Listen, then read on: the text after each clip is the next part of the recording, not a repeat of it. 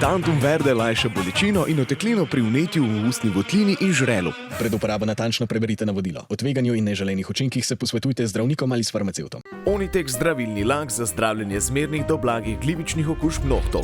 Brez piljenja, brez odstranjevanja laka. Onitek. Resne težave imajo lahko tudi enostavno rešitev. Pred uporabo natančno preberite navodilo. O tveganju in neželenih učinkih se posvetujte z zdravnikom ali farmacevtom.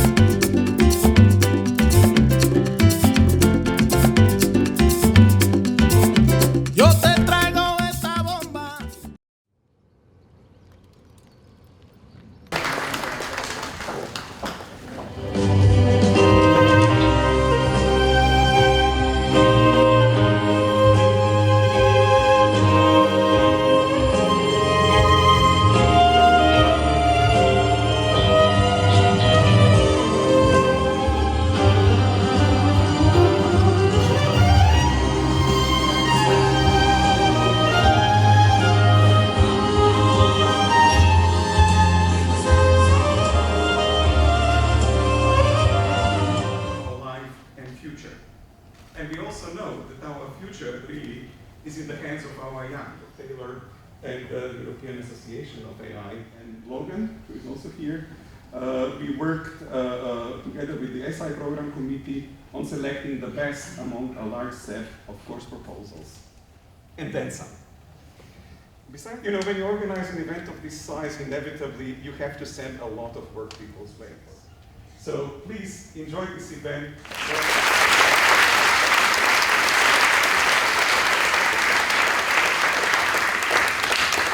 Thank you. Over 500 participants from 42 countries registered for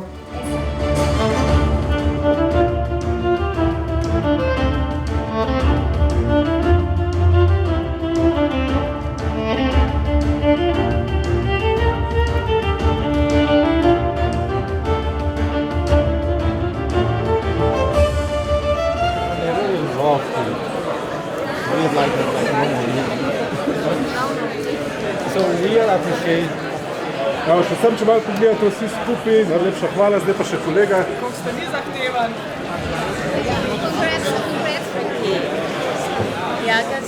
Transitions from the protocol to the scientific content. I live for the scientific content of this. So we thus invited Jure to give a plenary keynote lecture, which you will all hear very shortly.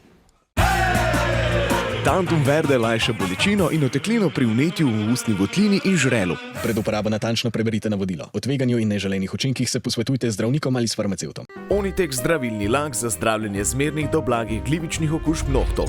Brez piljenja, brez odstranjevanja laka. Onitek. Resne težave imajo lahko tudi enostavno rešitev. Pred uporabo natančno preberite navodilo. O tveganju in neželenih učinkih se posvetujte z zdravnikom ali farmacevtom.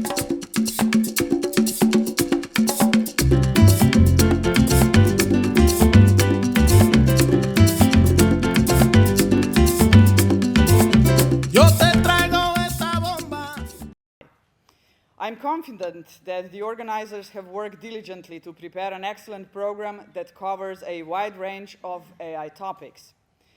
I hope that after a week of hard work, you will expand your knowledge, broaden your perspectives, and forge new friendships and networks that may lead to future research or business partnerships.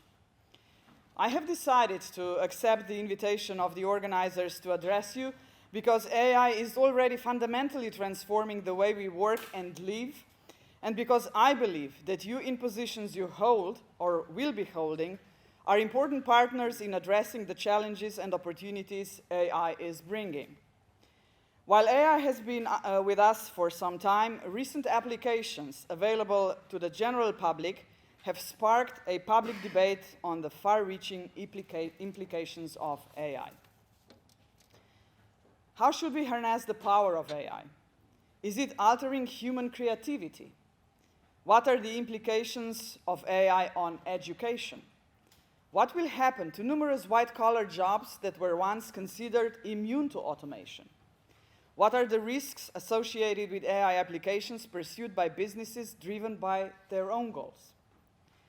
How should we utilize AI in the public sector?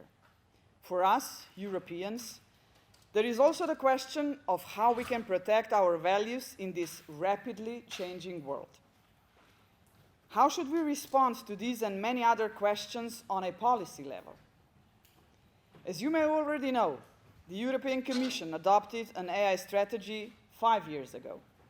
Its objectives include enhancing the EU's technological and industrial capacities, as well as promoting AI adoption across the economy, both in the private and public sector. To achieve this, we need to increase investments in research and innovation and ensure better transparency of algorithms. Additionally, we must prepare for the socio-economic changes brought about by AI, considering the opportunities and challenges it presents in education, the labor market, social protection system, and other areas of the public sector. We also need to establish an appropriate ethical and legal framework based on European values and aligned with the Charter of Fundamental Rights of the EU. The EU and the Council of Europe are the forefront of regulating artificial intelligence.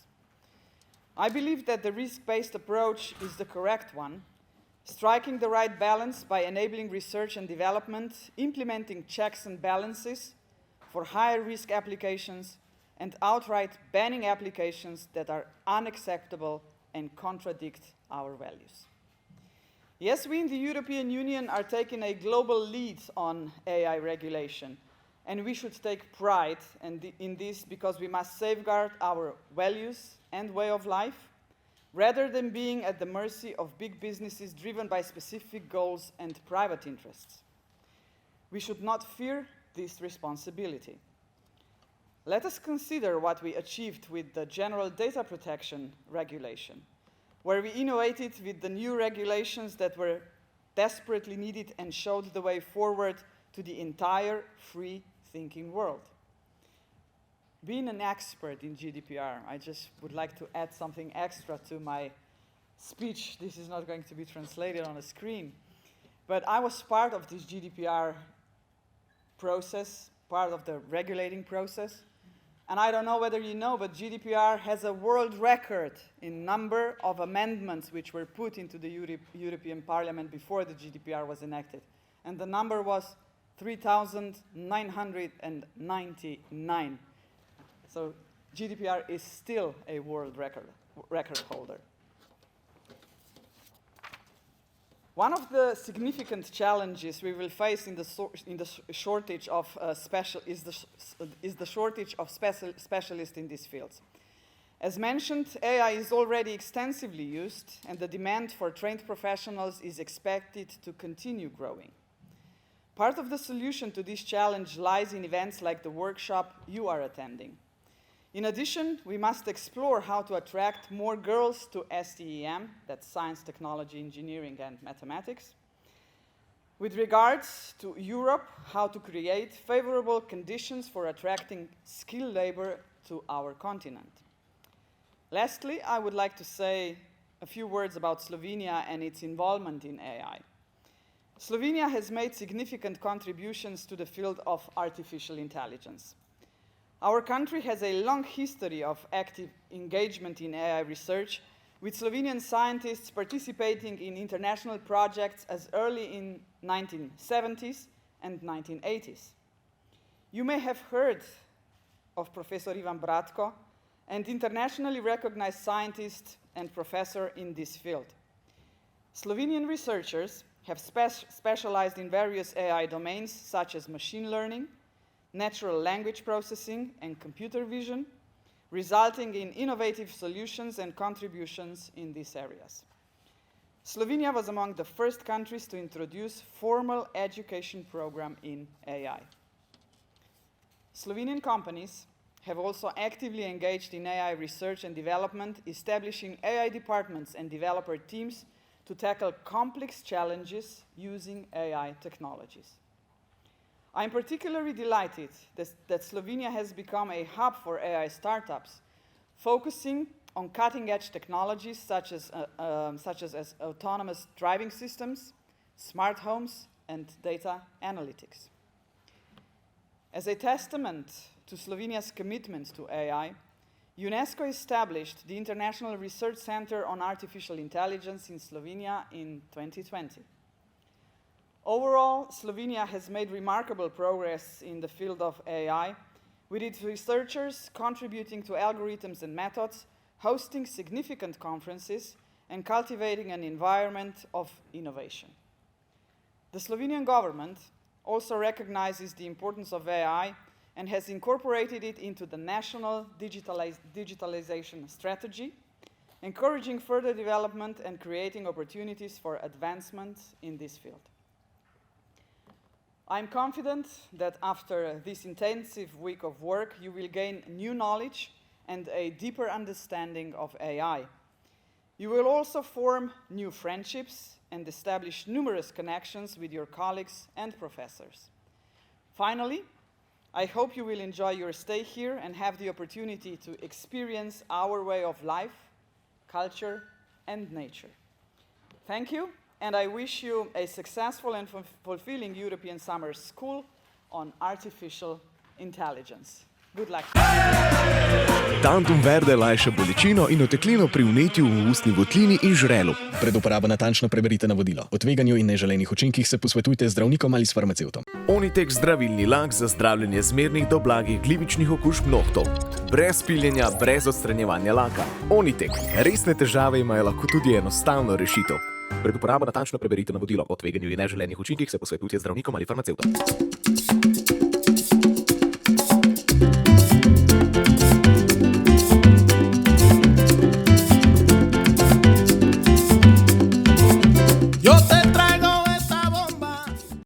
Gospa predsednica, kako gledate na ta hiter razvoj umetne inteligence in recimo ali bi vi za nek politični nasvet, ukrep zaupali recimo danes že umetni inteligenci? Če najprej odgovorim na to drugo vprašanje, nikakor ne bi zaupala samo umetni inteligenci, predvsem ne takrat, kadar gre za moje življenje, moje zdravje, moje pravice. Takrat bo zagotovo potrebno kombinirati in GDPR je že bil ena takšna osnova, ki je jasno povedal, da kadar avtomat odloči o neki tvoji pravici, imaš pravico do ugovora in o tem ugovoru mora odločati človek. Zdaj, kako me skrbi razvoj umetne inteligence? Seveda sem zaskrbljena, zato ker vidim, kako hitro vse skupaj narašča. Zaskrbljena sem pa predvsem kot pravnica, ker vem, da pravo vedno zaostaja za modernimi informacijskimi tehnologijami, ampak po drugi strani pa lahko rečem, da sem srečna, ker živim v Evropi, v Evropski uniji in Svet Evrope in Evropska unija sta oba tista, ki prednjačita pri regulaciji tako pomembnega razvojnega dosežka, kot je umetna inteligenca.